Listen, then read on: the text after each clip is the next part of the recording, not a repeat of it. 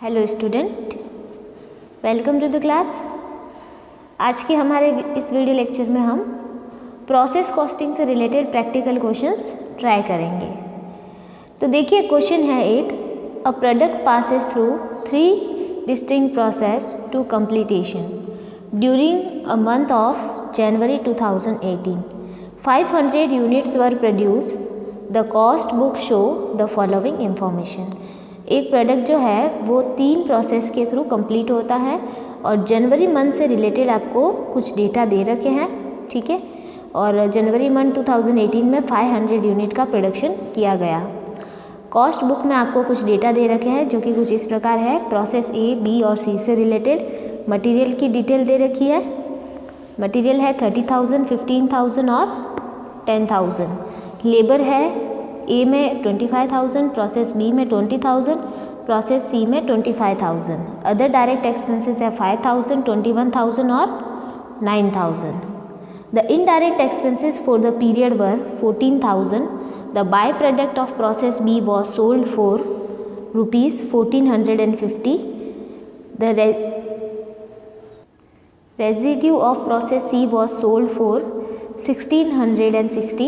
Prepare the account in respect of each process showing its cost and cost of production of the finished product per unit. ठीक है, तो इस time period में जो indirect expenses है वो 14,000 रुपये के थे और बी प्रोसेस का जो बाय प्रोडक्ट है वो 1,450 रुपये में और सी प्रोसेस का जो बचा हुआ अवशेष पदार्थ कहते हैं वो 1,660 रुपये में बेचा गया। आपको प्रोसेस अकाउंट बना के हर प्रोसेस की कॉस्ट पर यूनिट आपको कैलकुलेट करनी है। तो देखिए प्रोसेस अकाउंट कैसे प्रिपेयर होगा। तो इसके सॉल्यूशन के लिए आपको बनाना है प्रोसेस अकाउंट कुछ इस टाइप से। ये प्रोसेस अकाउंट हम जो कॉलम बनाएंगे उसमें एक बनाएंगे कॉस्ट पर यूनिट का और एक अमाउंट का बनाएंगे और पर्टिकुलर्स के दोनों साइड में कॉलम बनाएंगे, ठीक है। कई बार ये प्रोसेस अकाउंट यहाँ पे क्वांटिटी से भी बनता है, तो वो हम फर्दर किसी क्वेश्चन में ट्राई करेंगे। इस क्वेश्चन में हम कॉस्ट पर यूनिट और अमाउंट के 2 कॉलम बना रहे हैं, ठीक है। अब जो डिटेल दे रखी है हम डिटेल एक एक करके फिल करते जाते हैं। यहाँ पे हम आउटपुट डिटेल लिख देते हैं। आउटपुट जो है जनवरी मंथ का वो 500 यूनिट्स का है, ठीक है। अब देखिए सबसे पहले हम लिखते हैं टू मटीरियल कॉस्ट जो हमें दे रखी है क्वेश्चन में, तो हम एक एक करके लिखते जाते हैं इसमें। मटेरियल कॉस्ट देखिए आपको दे रखी है 30,000। अगर हम इसे 500 से डिवाइड करेंगे तो पर यूनिट आ जाएगा, पर यूनिट ही आ जाएगा 60 रुपीज़। फिर चलते हैं next to labour cost. Labour cost आपको दे रखी है 25,000। हम इसे 500 से डिवाइड करेंगे तो ये आ जाएगा कितना, 50 रुपीज़। फिर चलते हैं हम next to direct expenses. Next आपको दे रखे हैं डायरेक्ट एक्सपेंसेस, वो आपको दे रखे हैं 5,000। हम इसे 500 से डिवाइड करेंगे तो ये आ जाएगा 10 रुपीज़ पर यूनिट। फिर हम लिखते हैं to indirect expenses. Indirect expenses आपको अदर इंफॉर्मेशन में दे रखे हैं 14,000, जिसके बारे में आपको कुछ भी नहीं कहा गया है। तो जब भी इनडायरेक्ट एक्सपेंसेस दे रखे हो और उसके बारे में कुछ नहीं कहा गया है तो हम उसे डिस्ट्रीब्यूट करेंगे लेबर के रेशियो में, ठीक है। लेबर कॉस्ट जो है उसके रेशियो में। तो देखिए हम यहाँ पे लेबर कॉस्ट रेशियो निकाल देते हैं। Labour cost ratio process A, B और सी के लिए। तो लेबर है ए के लिए कितनी, 25,000, बी के लिए 20,000 और सी के लिए है 25,000। तो जब हम इसका रेशियो निकालेंगे तो ये 25:20:25 आएगा, जिसे सिंप्लीफाई करने पर ये हो जाएगा 5:4:5। तो हम जो इनडायरेक्ट एक्सपेंसेस हैं उन्हें हम लेबर के रेशियो में बांटेंगे। 14,000 इंटू 5 डिवाइडेड बाय 14। बी के लिए भी 14,000 इंटू 4 डिवाइडेड बाय 14 और सी के लिए 14,000 इंटू 5 डिवाइडेड बाय 14। तो ये आ जाएंगे कितने, ये 5000, 4000 और 5000। ठीक है, तो प्रोसेस ए के लिए कितने आए हैं, प्रोसेस ए के लिए 5000 आए हैं। तो यहाँ पे हम लिखेंगे 5000, जिसे हम डिवाइड करेंगे 500 से, तो ये आ जाएगा कितना, 10 रुपीज़। ठीक है, फिर यहाँ पे हम लिखेंगे बाय ट्रांसफ़र टू,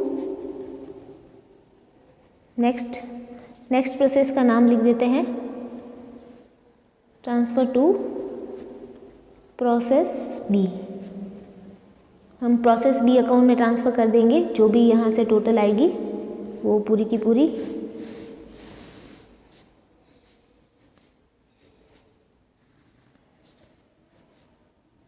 देखिए जब हम इसकी टोटल करेंगे तो इस साइड की टोटल आएगी 65,000 और पर यूनिट जो टोटल आएगी वो आएगी 130। ठीक है, तो 130 यहाँ पे आ जाएगा और यहाँ पे 65,000। तो ये हम नेक्स्ट प्रोसेस में ट्रांसफ़र करेंगे ये वाली अमाउंट। ठीक है, तो अब हम बनाएंगे नेक्स्ट प्रोसेस बी का अकाउंट। तो देखिए इसका फॉर्मेट कैसे बनाएंगे हम। देखिए प्रोसेस बी का जो अकाउंट बनेगा वो भी कुछ इस टाइप से ही बनेगा जैसा हमने प्रोसेस ए में बनाया था, कॉस्ट पर यूनिट और अमाउंट, और कॉस्ट पर यूनिट और अमाउंट। यहाँ पे भी आउटपुट हमें लिखना है 500 यूनिट्स। ठीक है, अब इसमें क्या करना है आपको, जो आप प्रोसेस ए से लेके आ रहे हो, जो आपने प्रोसेस ए में लिखा है ट्रांसफ़र टू प्रोसेस बी, तो यहाँ पे आपको टू साइड में लिखना है to transfer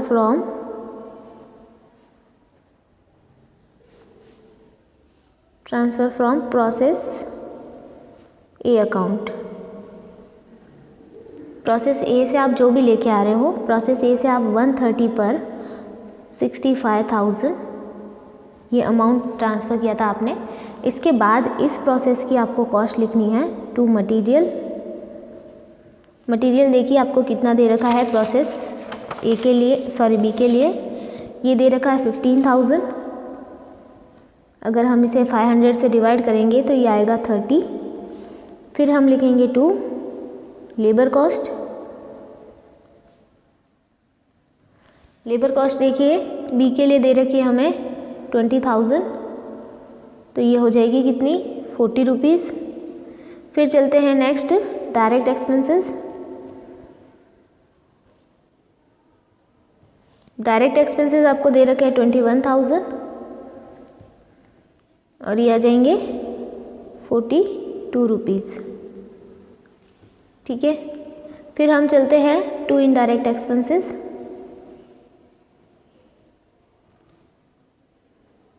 indirect expenses process B के लिए कितने थे, 4,000 थे, तो यहाँ पे हम लिखेंगे 4,000 और डिवाइड करेंगे जब हम इसे 500 से, तो ये आ जाएगा कितना, 8 रुपीज़, 80 रुपीज़, सॉरी 8 रुपीज़, तो ये आ जाएगा 8 रुपीज़। ठीक है, फिर हम यहाँ पे लिखेंगे बाय। अब देखिए प्रोसेस बी में एक क्या था, बाय प्रोडक्ट था जिसे हमने सेल किया है। ठीक है, तो वो अभी हम लिखेंगे। देखिए हमें क्वेश्चन में दे रखा था the by product of process B was sold for 1450 rupees. तो यहाँ पे हम लिखते हैं by sale of by product. By product को हमने 1450 रुपये में बेचा है। अगर हम इसे 500 से डिवाइड करेंगे तो ये आ जाएगा 2.9 रुपीज़। ठीक है, फिर अब इस प्रोसेस में जो कुछ भी बचेगा उसे हम नेक्स्ट प्रोसेस में ट्रांसफ़र करेंगे। तो यहाँ पे हम लिखेंगे बाय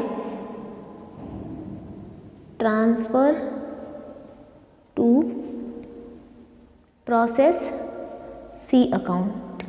यहाँ से जो भी रहेगा वो प्रोसेस सी में ट्रांसफ़र करेंगे। तो देखिए अब हम इसकी टोटल लगाएंगे।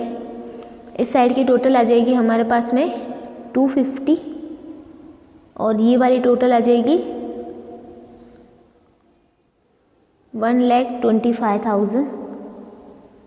ठीक है, अब देखिए हम इस साइड की टोटल में से इसको माइनस करेंगे तो ये आ जाएगा कितना, 247.1 और ये माइनस करेंगे 1,25,000 में से तो ये आ जाएगा 1,23,550। फिर टोटल हम लिख देंगे 250 और 1,25,000। तो ये था प्रोसेस बी का अकाउंट। अब हम बनाएंगे प्रोसेस सी का अकाउंट। तो आपको प्रोसेस सी के लिए भी इसी प्रकार से अकाउंट बनाना है। इसमें भी आउटपुट 500 यूनिट्स ही रहेगा। अब इसमें सबसे पहले हम जो प्रोसेस बी से लेके आए हैं वो लिखेंगे to transfer from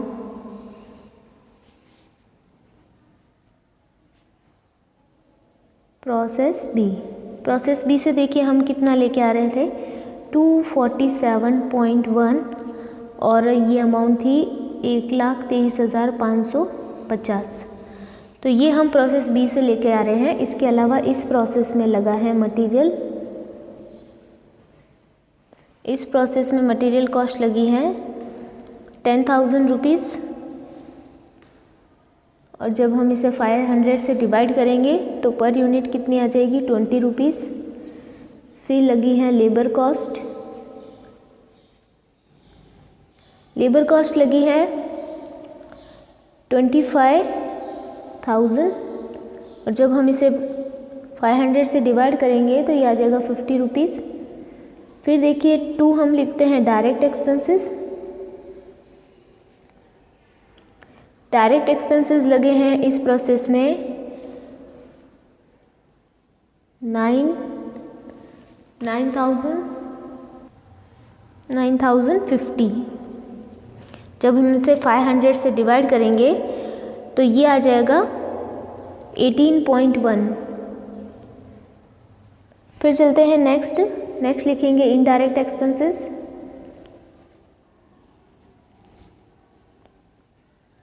indirect expenses process C के लिए आए थे 5,000, जिसे हम 500 से डिवाइड करेंगे तो ये आ जाएगा 10 रुपीज़।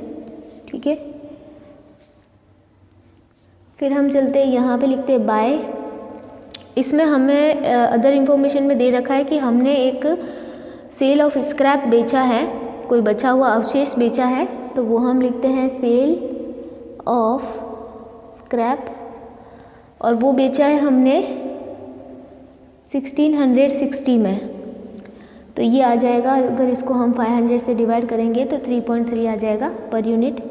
फिर हम यहाँ पे लिखते हैं by transfer to finish stock account. जो लास्ट प्रोसेस होती है उसमें जो भी बनता है उसे हम फिनिश स्टॉक में ट्रांसफ़र करते हैं, फिनिश स्टॉक अकाउंट में। ठीक है, तो अब हम यहाँ की टोटल लगाएंगे।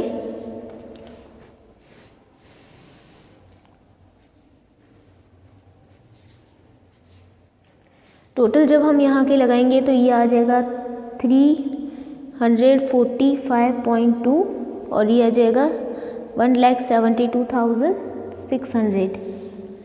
ये टोटल यहाँ भी यही रहेगी, तो हम सेम टोटल यहाँ पे भी लिख देते हैं।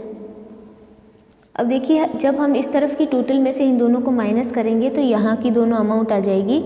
यहाँ की अमाउंट आएगी 341.9 और यहाँ पे आएगी 1,70,940।